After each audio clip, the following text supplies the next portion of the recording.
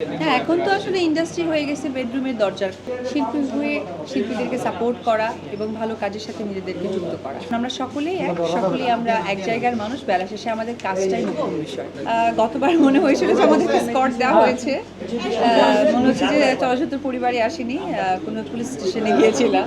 আচ্ছা, এবার অবশ্যই সেই নিরাপত্তা আছে, তবে গেটের ভেতরে ঢোকার পর মনে হয়েছে যে আমি আমার পরিবারের মাঝে চলে আসলাম। অনেক ক্যাজুয়াল ছিল। আসলে আমি যেহেতু নির্বাচনে দাঁড়াইনি, আমি ভোট দিতে এসেছি, সো আমার জায়গা থেকে এই বিষয়ের ব্যাখ্যাটা আমার জানা নেই।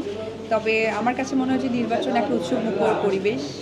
এখানে আসলে জিত বা ফেল করার কোনো বিষয় নেই। এখানে একটা শিল্পী হয়ে শিল্পীর দায়িত্ব গ্রহণ করা, দ্যাটস ইট। কারণ আমরা সকলেই আমরা এক জায়গার মানুষ। বেলা শেষে আমাদের কাজটাই মুখ্য বিষয়।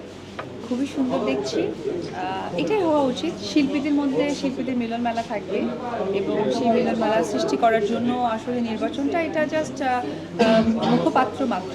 তবে এখানে আসলে দায়িত্ব পাওয়া বা দায়িত্ব নেওয়ারও বিষয় আমি মনে করি না। আমার কাছে মনে হয় যে একজন শিল্পী হয়ে শিল্পীদেরকে সাপোর্ট করা এবং ভালো কাজের সাথে নিজেদেরকে যুক্ত করা, এই আর কি। তো যখন আপনি ইন্ডাস্ট্রি ওইখানে চলে গেছে, তখন আসলে মানুষের চাহিদাটা কতটুকু থাকে।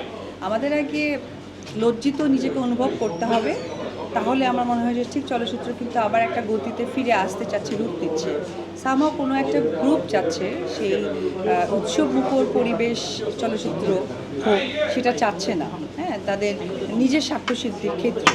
তা আমি মনে করব যে এই ধরনের যে গ্রুপগুলো কাজ করছে, সেই গ্রুপগুলোকে আসলে আমার মনে হয় যে খেয়াল করা দরকার, মার্ক করা দরকার। কারণ যারা চলচ্চিত্র ভালো চাচ্ছেন না, তাদেরকে আসলে চলচ্চিত্র রাখার কোনো অধিকার আছে কিনা আমি জানি না।